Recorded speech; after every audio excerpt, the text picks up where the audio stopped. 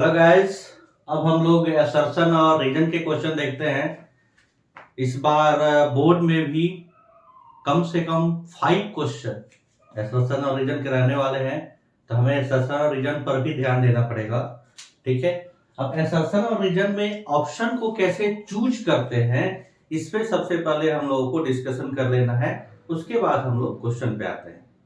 इसमें 4 ऑप्शन जो होते हैं, फर्स्ट ऑप्शन होता है कि अगर असर्शन भी ट्रू है और रीजन भी ट्रू है और रीजन जो है करेक्ट एक्सप्लेनेशन है असर्शन का, तब ऑप्शन ए होगा। Both assertion and reason are true and reason is correct explanation of the assertion.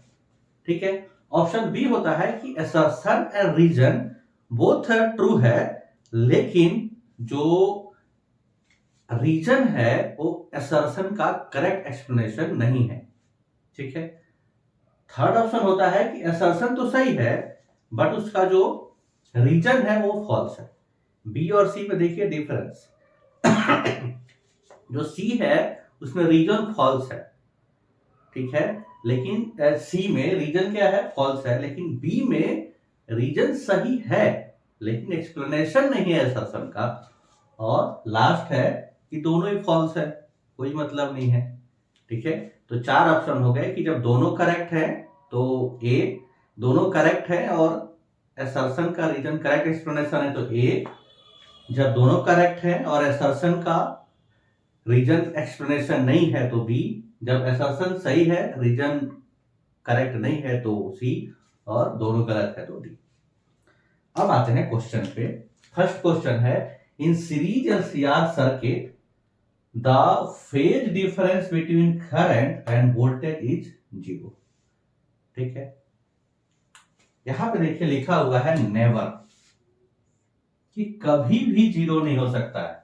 इस सीरीज एलसीआर सर्किट में करंट और वोल्टेज के बीच कभी भी फेज डिफरेंस 0 नहीं हो सकता है।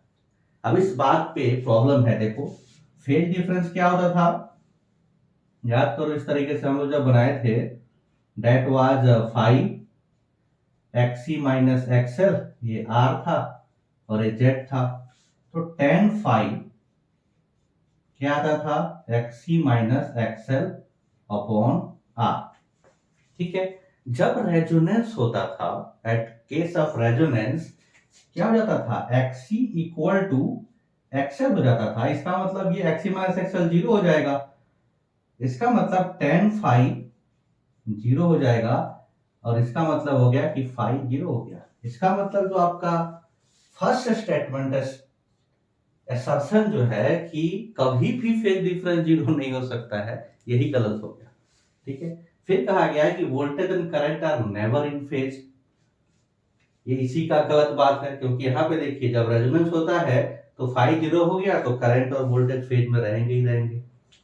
इसका मतलब कि ये जो क्वेश्चन है इसमें असर्शन भी गलत है और रीजन भी गलत है, तो इसका आंसर हो जाएगा डी। ठीक है। The correct answer for this question will be option D. ठीक है। अब आते हैं नेक्स्ट क्वेश्चन पे। नेक्स्ट क्वेश्चन कहा गया कि इन एसी, ठीक है, in AC the direction of motion of free electrons changes periodically. ठीक है। फिर कहा गया अल्टरनेटिंग करंट, जो रीजन कहा गया कि जो अल्टरनेटिंग करंट है, ठीक है, जो अल्टरनेटिंग करंट है changes its direction after fix interval of time. अब देखिए दोनों सही बोल रहे हैं। जो आपका एसी होता है कैसा होता है, इस तरीके से, अगर ये करंट है और इधर टाइम है, यहां देखिए इस रीजन में यहां तक प्लस है और यहां तक माइनस है। करंट का डायरेक्शन, करंट का डायरेक्शन मतलब क्या, फ्लो ऑफ फ्री इलेक्ट्रॉन्स। इसका मतलब आपका असर्शन सही है। और फिक्स इंटरवल ऑफ टाइम देखिए, इतना टाइम के बाद फिर से नेगेटिव हो गया, फिर उतने टाइम के बाद पॉजिटिव होगा। इसका मतलब असर्शन भी सही है और रीजन भी सही है। इस क्वेश्चन का ऑप्शन हो जाएगा ए, क्योंकि इसमें दोनों ही सही है, असर्शन भी सही है, क्योंकि पीरियोडिकली चेंज होता है डायरेक्शन, और यहाँ पे फिक्स टाइम के बाद इसका डायरेक्शन भी चेंज होता है। ठीक है, अब नेक्स्ट क्वेश्चन पढ़िए। असर्शन कहा गया कि the graph between inductive reactance and frequency is straight line. Assertion में कहा गया, अभी हम लोगों ने कुछ देर पहले ही क्वेश्चन देखा था इस पे, एक्सी और एफ के बीच ग्राफ। ठीक है, एक्सी होता क्या है, याद करिए, एक्सी क्या होता था, एक्सी होता था, नहीं एक्सी नहीं, एक्सएल, एक्सएल कहा जा रहा है ना, इंडक्टिव रिएक्टेंस, इंडक्टिव रिएक्टेंस कहा जा रहा है, दैट मींस एक्सएल। एक्सएल क्या होता है, ओमेगा एल, एंड ओमेगा क्या है, 2 पाई एफ एल। तो यहां से देखिए एक्सएल क्या हो गया, डायरेक्टली प्रोपोर्शनल टू एफ, और जब डायरेक्टली प्रोपोर्शनल होता है तो हमेशा ग्राफ स्ट्रेट लाइन ही आता है, पासिंग फ्रॉम द ओरिजिन। इसका मतलब फर्स्ट असर्शन सही है। ठीक है, फिर क्या कहा गया, inductive reactance directly proportional to frequency. Reason बता दिया कि एकदम जो रीजन मैंने एक्सप्लेन किया वही रीजन है। इसका मतलब कि असर्शन भी सही है और इसका रीजन भी सही है। इसका मतलब इसका भी correct answer will be A, both assertion and reason are correct. ठीक है, उसके बाद आते हैं नेक्स्ट क्वेश्चन पे। नेक्स्ट कहा गया, pure capacitor blocks the direct current passing through it. अब हमें से पता है क्या होता था डायरेक्ट, एक्ससी, एक्ससी की वैल्यू होती थी 1 upon omega C, and that is 1 upon 2 pi F C. For DC, for DC F की वैल्यू क्या होती है 0, तो एक्ससी क्या हो जाएगा infinite, that means complete block कर देगा। इसका मतलब असर्शन क्या है, ट्रू है। अब रीजन क्या कहा गया, direct current have zero frequency, बिल्कुल सही, जीरो फ्रीक्वेंसी है, और इनवर्सली प्रोपोर्शनल टू जो अपोजिशन है, opposition to current, that means XC. XC क्या है, जो कैपेसिटिव रिएक्टेंस है, अपोजिशन टू करंट ही होता है, तो क्या है, इनवर्सली प्रोपोर्शनल टू फ्रीक्वेंसी है, that means correct explanation A भी है, तो इसका भी ऑप्शन हो जाएगा ए। ठीक है, अब नेक्स्ट क्वेश्चन देखते हैं। अब नेक्स्ट क्वेश्चन देखते हैं। कहा गया कि इन series LCR circuit resonance occurs at one frequency only, underline only, क्या एक ही पॉइंट पे रेजोनेंस होता है। ठीक है, अब आपको रेजोनेंस का कंडीशन पता है, पहले से हम लोग पढ़ चुके हैं कि XC must be equal to XL। ठीक है, XC क्या होता है 1 अपॉन ओमेगा सी, और XL क्या होता है ओमेगा एल। यहां से देखिए omega square equal to 1 upon L C, omega की वैल्यू क्या आ गई 1 अपॉन एल सी, केवल एक ही फ्रीक्वेंसी है। ठीक है, निगेटिव वैल्यू हो नहीं सकती क्योंकि एल और सी दोनों पॉजिटिव होता है। ठीक है, इसका मतलब असर्शन तो सही है। फिर कहा गया at resonance inductive reactance is equal to and equal and opposite to capacitive reactance, बिल्कुल सही बात है। ठीक है, इसका मतलब क्या हुआ कि इसका असर्शन भी सही है, रीजन भी सही है, और जो रीजन है वो करेक्ट एक्सप्लेनेशन भी है। इसका मतलब इस क्वेश्चन का जो आंसर हो जाएगा वो हो जाएगा ए। ठीक है, एक बार देख लीजिए क्वेश्चन। ठीक है, चलिए अब आते हैं नेक्स्ट क्वेश्चन के ऊपर। नेक्स्ट क्वेश्चन कहा गया कि the quantity L by R possesses dimension of time. ठीक है, कि ये डायमेंशन ऑफ टाइम को पोजेज करता है। ठीक है, फिर कहा गया रीजन में to reduce the rate of increase of current through a solenoid we should increase the time constant। चलिए अब तो क्वांटिटी पहले L by R को देखते हैं। इंडक्टर और रजिस्टर के अंदर, अगर इंडक्टर के अंदर देखिए वोल्टेज ड्रॉप तो क्या होता था minus L D I upon D T. अगर मुझे करंट चाहिए तो R से डिवाइड कर दो, तो करंट आ जाएगा, ये आ गया L बाई आर। देखिए ये आ गया L बाई आर। इसका मतलब कि I equal to L upon R D I upon D T. यहां से अगर आप L अपॉन आर देखें तो क्या होगा, I D T upon D I. यहां देखिए ये करंट है, करंट का डायमेंशन होगा, और ये भी करंट का डायमेंशन कट छट के ये टाइम का डायमेंशन है। इसका मतलब L बाई आर क्या आ गया, टाइम का डायमेंशन आ गया। यहां देख लीजिए डी आई डेट मीन डिफरेंशियल करंट ही है तो करंट का डायमेंशन होगा, और ये करंट है तो डायमेंशन कट के करंट का, और ये डी टी टाइम, तो क्या बचेगा, टाइम का डायमेंशन।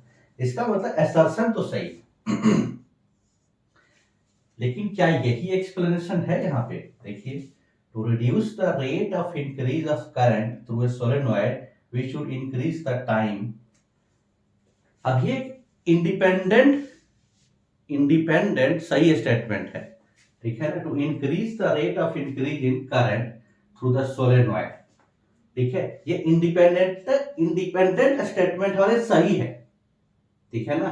क्योंकि अगर आप to rate of increase of current बढ़ाना चाहते हैं सोलेनॉइड के अंदर, तो आप क्या करते हैं, L बाई आर का रेशियो बढ़ा देते हैं, L बढ़ा देते हैं तो आपका मैग्नेटिक फील्ड बढ़ेगा, और R घटाएंगे तो उसका लॉस घटेगा।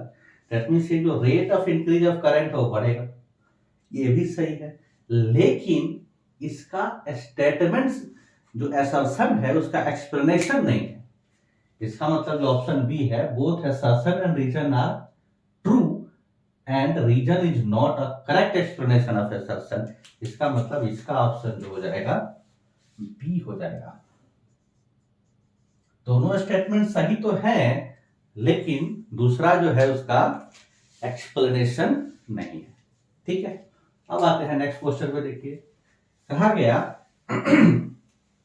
कि we use thick wire in secondary coil of a step down transformer to reduce the production heat, ठीक है। उसके बाद उसका रीजन क्या दिया गया, रीजन दिया गया when plane of armature to a line of a force of magnetic field the magnitude of induced EMF is maximum। यहां पर भी देखिए दोनों अलग अलग स्टेटमेंट है, कहीं से भी और छोर नहीं है। अब ट्रांसफार्मर में देखिए कहा गया, ट्रांसफार्मर क्या है, ये आपका ट्रांसफार्मर है, ठीक है। अब कहा गया कौन सा ट्रांसफार्मर है, स्टेप डाउन ट्रांसफार्मर है। स्टेप डाउन ट्रांसफार्मर है, दैट मींस यहां पे जो पी आउटपुट होगा V सेकेंडरी I सेकेंडरी। अब यहां पे वोल्टेज घट गया प्राइमरी के कंपैरिजन में, इसका मतलब करंट क्या होगा, बढ़ जाएगा, और करंट बढ़ गया तो अकॉर्डिंग टू हीट जो होता है I square R T, heat effect, heating क्या होगा, ज्यादा होगा। अब हीटिंग ज्यादा करने के लिए आर को अगर मैं कम कर दूं, हीटिंग को कम करने के लिए अगर मैं आर को कम कर दूं तो मेरा थोड़ा सा कंपनसेशन हो सकता है। अब आर होता क्या था, याद करिए, आर होता है रो एल बाई ए, ठीक है। अगर ये बढ़ा दूं मैं तो रेजिस्टेंस क्या हो जाएगा, कम हो जाएगा।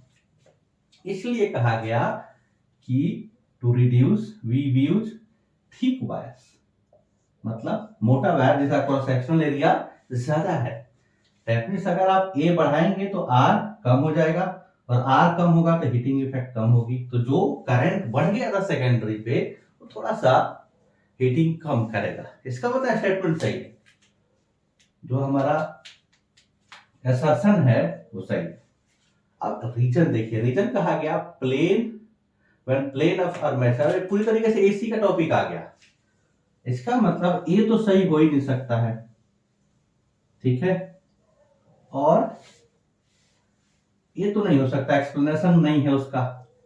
अब देखते हैं कि स्टेटमेंट सही है कि नहीं, सेकंड वाला। अब एसी का, एसी जनरेटर कैसा होता था, याद करिए, इस तरीके से आपका ये एन ये एस, ये आप कॉइल रखते थे, ठीक है। ये आपका मैग्नेटिक फील्ड का जो डायरेक्शन होता था इस तरीके से होता था, नॉर्थ से साउथ की तरफ। ठीक है, अब कहा गया कि when plane of armature coil is parallel to line of force of magnetic field, ये मैग्नेटिक फील्ड है और ये इसका अगर पैरेलल हो गया तो क्या होगा, मैक्सिमम होगा। इसका मतलब ये भी सही है, इसका मतलब ये वाला स्टेटमेंट भी क्या आ गया, सही आ गया।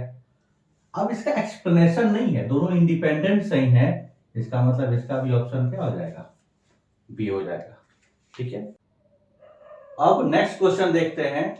कहा गया Faraday law are consequence of conservation of energy. ठीक है, बिल्कुल सही स्टेटमेंट है। ठीक है, फैराडे लॉ जो है एनर्जी कंजर्वेशन पे काम करता है, बिल्कुल सही पता है। ठीक है, लेकिन रीजन देखिए, रीजन क्या कहा गया, in purely resistive AC circuit the current lags behind the EMF. ये बिल्कुल गलत स्टेटमेंट बोल दिया इन्होंने। आपको पता है कि जो रजिस्टर होता है, अगर मान लीजिए हमने वोल्टेज दिया V not sign omega T, ठीक है, अब अगर आपको केवल इसमें रजिस्टर लगा हुआ है सर्किट के अंदर, ठीक है, केवल रजिस्टर लगा हुआ है, ठीक है, आप केवीएल लगाएंगे इसमें तो क्या होगा, V minus I R equal to 0। यहां से I की वैल्यू क्या आएगी, V अपॉन आर, और V क्या था, V naught upon R sine omega T. That means यहाँ भी फेज ओमेगा टी है और यहाँ भी फेज ओमेगा टी है। इसका मतलब कोई फेज डिफरेंस नहीं होता है। स्टेटमेंट जो है, सेकेंड स्टेटमेंट जो है गलत हो गया। ठीक है, इसका मतलब इसका ऑप्शन क्या हो जाएगा, if assertion is true and reason is false. Assertion तो सही है लेकिन रीजन फॉल्स है, इसका ऑप्शन आ गया सी। ठीक है, अब नेक्स्ट क्वेश्चन देखते हैं 61। क्या कहा गया, देखिए असर्शन कहा गया no power loss associated with pure capacitor in AC circuit. ये भी सही बात है। ठीक है ना, कि जो एसी सर्किट होता है उसमें कोई भी पावर लॉस नहीं होता है। क्यों नहीं होता, क्योंकि जो P होता है V R M S I R M S into cos phi होता है, और चाहे कैपेसिटर हो चाहे इंडक्टर हो, दोनों में फाई की वैल्यू क्या होती है, पाई बाई 2 होती है, इसलिए पावर 0 हो जाता है। ठीक है, लेकिन रीजन क्या दिया गया, रीजन दिया गया no current is flowing through the circuit. मतलब असर्शन तो सही था लेकिन रीजन गलत है। रीजन क्या होता है, क्योंकि फेज डिफरेंस पाई बाई 2 का होता है, इसलिए पावर 0 होता है। इसका मतलब इसका भी ऑप्शन क्या हो जाएगा, सी। ठीक है, असर्शन ट्रू है बट रीजन फॉल्स है। ठीक है, अब आते हैं नेक्स्ट क्वेश्चन पे। क्या कहा गया, देखिए कहा गया transformer is a purely AC device. अब ये भी कहने की बात है, पूरा दुनिया जानता है कि ट्रांसफार्मर क्या है, एसी डिवाइस है। ठीक है, तो ये स्टेटमेंट तो एकदम सही है। ठीक है, और रीजन क्या दिया गया, capacitor do not allow DC to pass through it. अब इसका कोई लेना देना ही नहीं, आसपास में कोई रिलेशन ही नहीं है, लेकिन स्टेटमेंट सही है। Capacitor do not allow DC, ये भी सही है, ये भी सही है, लेकिन उसका एक्सप्लेनेशन नहीं है। तब क्या होता है, ऑप्शन बी, कि अगर दोनों बातें सही है लेकिन रीजन उसका करेक्ट एक्सप्लेनेशन अगर नहीं है तो फिर ऑप्शन बी हो जाएगा। इस क्वेश्चन का ऑप्शन बी हो गया। असर्शन सही है, ट्रांसफार्मर जो है एसी डिवाइस है, कैपेसिटर डीसी को ब्लॉक करता है, ये भी सही है, लेकिन उसका करेक्ट एक्सप्लेनेशन नहीं है। ठीक है, चलो अब आते हैं हम लोग नेक्स्ट क्वेश्चन पे। नेक्स्ट क्वेश्चन क्या है, कहा गया assertion the sharpness of resonance increases with increase in quality factor, बिल्कुल सही बात है। जो क्वालिटी फैक्टर होता है 1/√L/C, और यही शार्पनेस ही बताता है। जो शार्पनेस है इसी से पता चलता है। इसका मतलब ये बिल्कुल सही है कि जो क्वालिटी फैक्टर है अगर इंक्रीज करेगा तो शार्पनेस भी इंक्रीज होगा। That means sharpness of resonance increased with increase in quality factor, सही है। ठीक है, फिर क्या कहा गया, at resonance in series LCR circuit impedance is minimum. ये भी स्टेटमेंट सही है, क्योंकि जब रेजोनेंस होता है तो जो जेड होता है वो क्या हो जाता है, आर, क्योंकि एक्सएल एक्सी के इक्वल हो जाता है। ये भी सही है, लेकिन एक्सप्लेनेशन नहीं है। सही तो है, देख लीजिए, ये भी स्टेटमेंट सही, ये भी स्टेटमेंट सही, लेकिन रीजन उसका करेक्ट नहीं है। इसका मतलब ऑप्शन क्या हो जाएगा, B, both assertion and reason are true but reason is not correct explanation. ठीक है, अब आते हैं नेक्स्ट क्वेश्चन पे। देखिए क्या कहा गया, कहा गया the core of transformer is laminated to reduce energy loss due to eddy current. बिल्कुल सही बात है, ठीक है ना। हम लेमिनेट ही इसीलिए करते हैं, हम लोग ट्रांसफार्मर में पढ़ चुके हैं कि हम लोग कोर को लेमिनेट ही इसलिए करते हैं ताकि एडी करंट को कम कर सकें। एडी करंट जो है आपके मटेरियल के साथ, मैग्नेटिक मटेरियल के साथ जुड़ा हुआ लॉस है। ठीक है, अब इसमें क्या कहा गया, eddy current is associated with mechanical circuit. अब हम लोग पढ़ रहे हैं यहाँ पे मैग्नेटिज्म, ठीक है, और इन्होंने क्या दिया, मैकेनिकल। दैट मींस असर्शन तो सही है लेकिन रीजन बिल्कुल गलत है। इसका मतलब क्या हो जाएगा, assertion is true, reason is false, that means option C. ठीक है, अब नेक्स्ट क्वेश्चन देखते हैं। देखिए क्या कहा गया, at resonance series LCR circuit, ठीक है, सर्किट है मिनिमम करंट। पहला ही बात गलत हो गया। आपको पता है कि जब रेजोनेंस होता है तो इम्पीडेंस मिनिमम होता है, करंट मैक्सिमम होता है। ठीक है, दैट मींस ये बात गलत हो गया। ठीक है, फिर at resonance in series LCR circuit current and EMF are not in phase. अभी हम लोग डिस्कस किए थे कि रेजोनेंस के कंडीशन में फेज में होते हैं। दैट मींस ये दोनों ही बातें गलत हैं। इसका मतलब option D will be correct, both assertion and reason are false. That means इसका आंसर हो जाएगा डी। ठीक है, चल अब नेक्स्ट क्वेश्चन देखते हैं। क्या कहा गया, transformer are used only in alternating current source, not in direct current source। ये भी कोई बात है, ये तो बहुत पुरानी हो गई, बहुतों को पता है, सबको पता है कि ट्रांसफार्मर क्या है, एसी में यूज होता है। बिल्कुल सही बात है, मतलब ये क्या हो गया, करेक्ट। फिर कहा गया only AC can be stepped up और स्टेप डाउन बाय ट्रांसफार्मर। बिल्कुल ये भी सही बात है कि केवल ट्रांसफार्मर है जो एसी को स्टेप अप या स्टेप डाउन कर सकता है और कोई नहीं कर सकता। ठीक है, इसका मतलब रीजन भी सही है। इसका मतलब both assertion and reason are correct और एक्सप्लेनेशन सही है। इसका मतलब ऑप्शन ए। ये आसान सा क्वेश्चन था, इसमें कोई मुश्किल बात नहीं थी। ठीक है, अब आते हैं नेक्स्ट क्वेश्चन पे। नेक्स्ट क्वेश्चन कहा गया inductance coil are usually made of thick copper wire. बिल्कुल, इंडक्टेंस, जैसे ही आपने इंडक्टेंस की बात की तो उसका रेजिस्टेंस क्या होना चाहिए, कम होना चाहिए। ठीक है, इंडक्टेंस है तो उसके अंदर मटेरियल तो होगा ही होगा।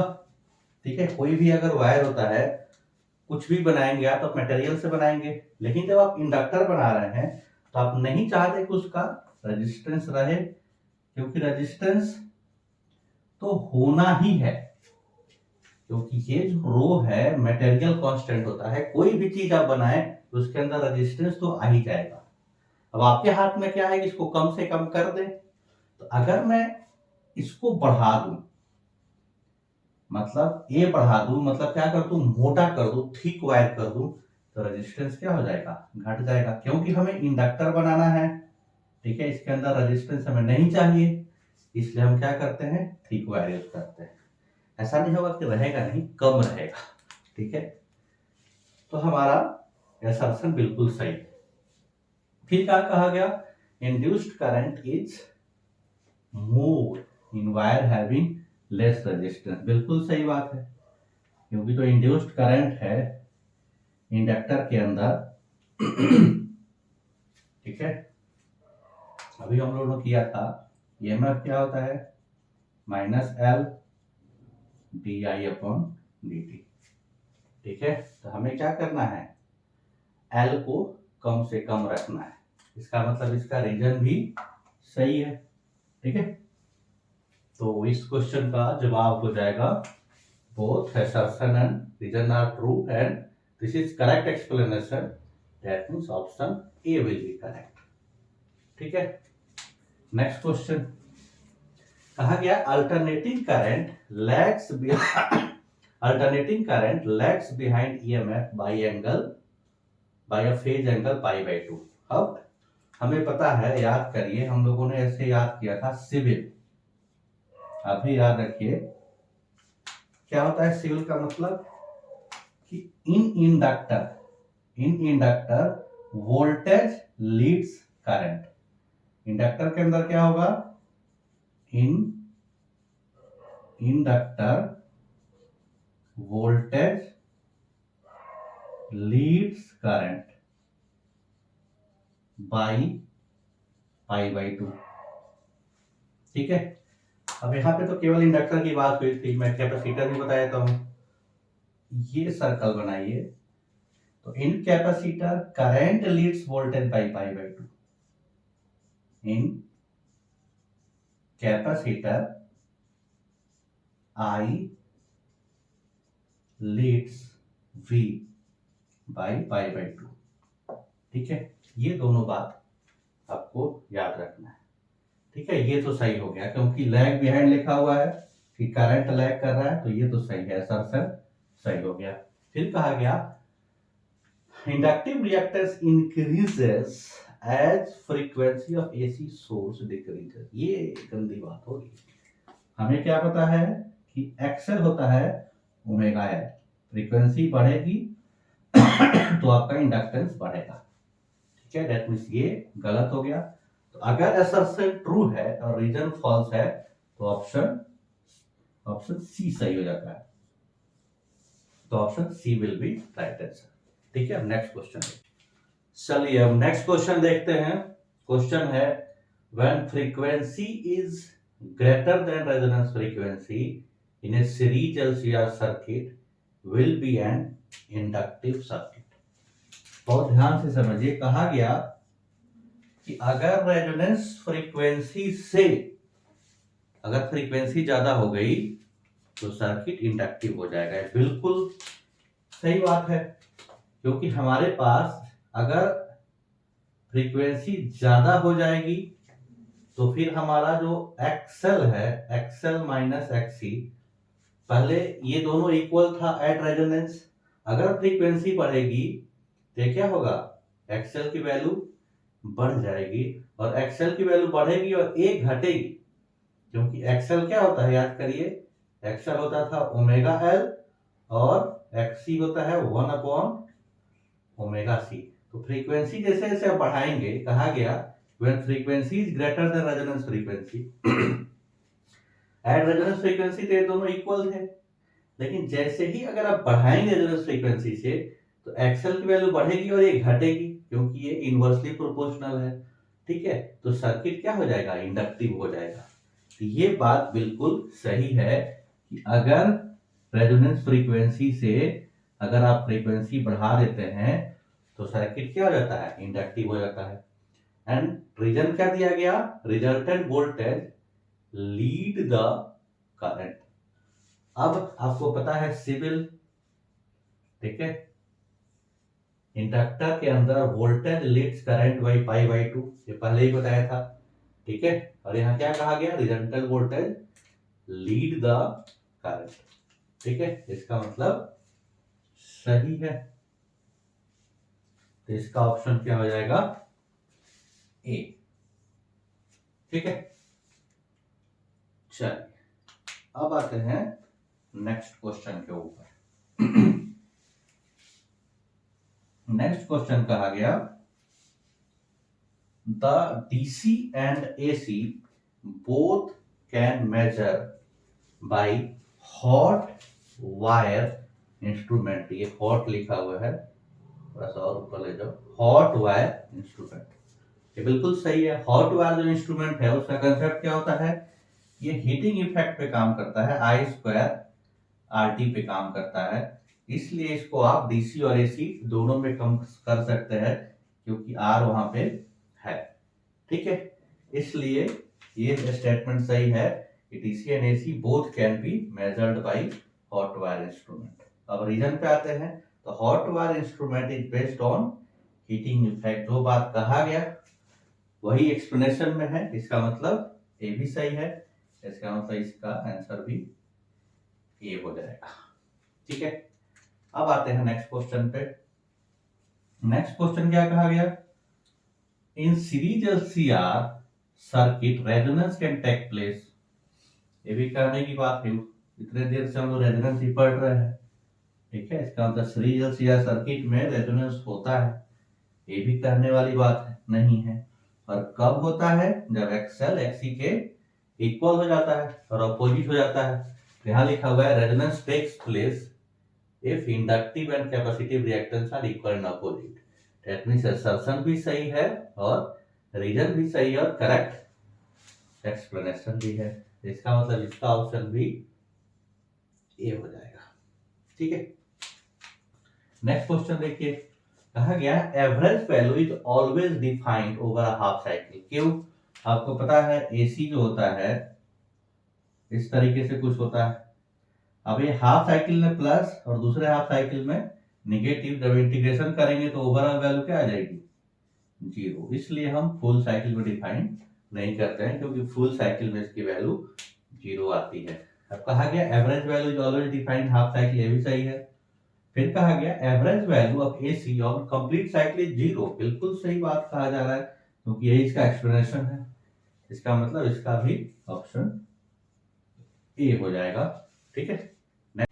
चलिए नेक्स्ट क्वेश्चन देखते हैं, कहा गया the phase angle between voltage and current in series LCR circuit at resonance is zero, ये हम लोग कई बार डिस्कशन कर चुके हैं कि फेज एंगल होता क्या है, tan phi that is XC minus XL upon R, जब रेजोनेंस होता है तो एक्सी इक्वल टू एक्सएल हो जाता है, तो ये टर्म जीरो तो पूरा जीरो हो जाएगा, इसका मतलब फाई की वैल्यू क्या होगी, जीरो, इसका मतलब हमारा ये बात सही है कि फेज एंगल रेजोनेंस पे जीरो होता है, ठीक है। फिर कहा गया impedance of series LCR circuit at resonance is equal to resistance, ये भी बात सही है कि जब रेजोनेंस होता है तो जेड की वैल्यू आर हो जाती है, ठीक है, इसका मतलब ये भी सही है और ये भी सही है और एक्सप्लेनेशन भी एक तरीके से उसका, ठीक है, तो ऑप्शन हो जाएगा ए, ठीक है।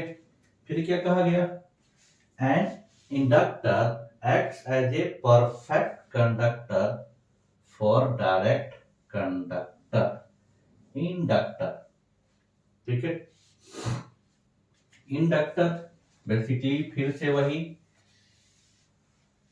इंडक्टिव रिएक्टेंस का काम, इंडक्टर कहा गया तो एक्स एल क्या होता है, 2 pi F omega into L, for DC F की वैल्यू जीरो होती है, इसका मतलब ये पूरा वैल्यू क्या हो जाएगा, zero, that mean inductor act as a perfect conductor. बिल्कुल सही बात है। कोई भी ऑपोजिशन ऑफर नहीं किया है, क्या होता है? ऑपोजिशन ऑफर्ड होता है, ऑपोजिशन टू करंट, ठीक है ना। जितने भी रिएक्टेंस है, कैपेसिटिव या इंडक्टिव रिएक्टेंस, वो क्या करता है? करंट को अपोज कर रहा है। और यहाँ क्या हुआ? ये अपोजिशन 0 आ गया, मतलब परफेक्ट कंडक्टर हो गया, ठीक है।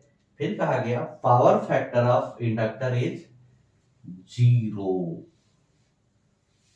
अब इंडक्टर में करंट और फेज, उनके बीच का डिफरेंस कितना होता है? π/2, ठीक है। और cos फाई पावर फैक्टर होता है, ठीक है। यहाँ पे cos π/2 क्या हो जाएगा? 0।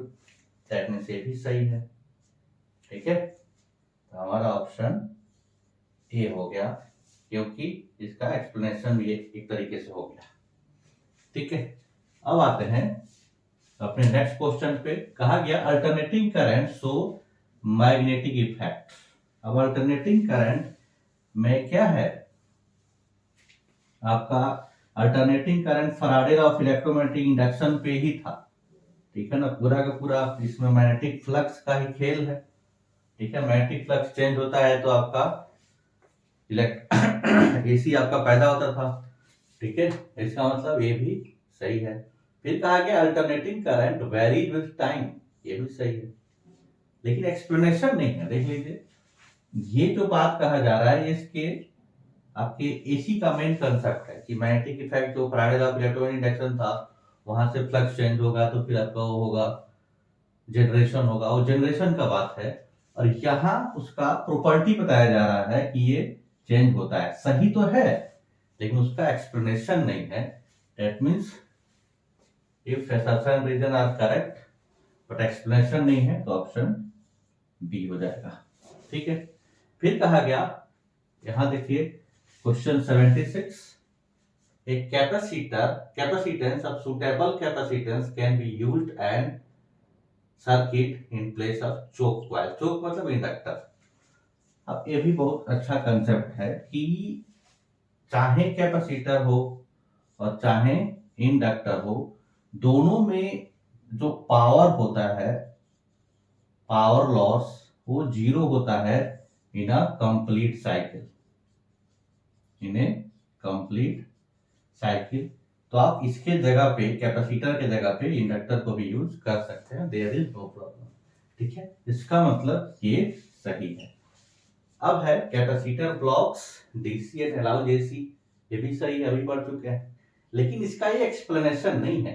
पावर फैक्टर का जो 0 होता है that is due to its phase, phase जो है π/2 होता है, उसकी वजह से होता है।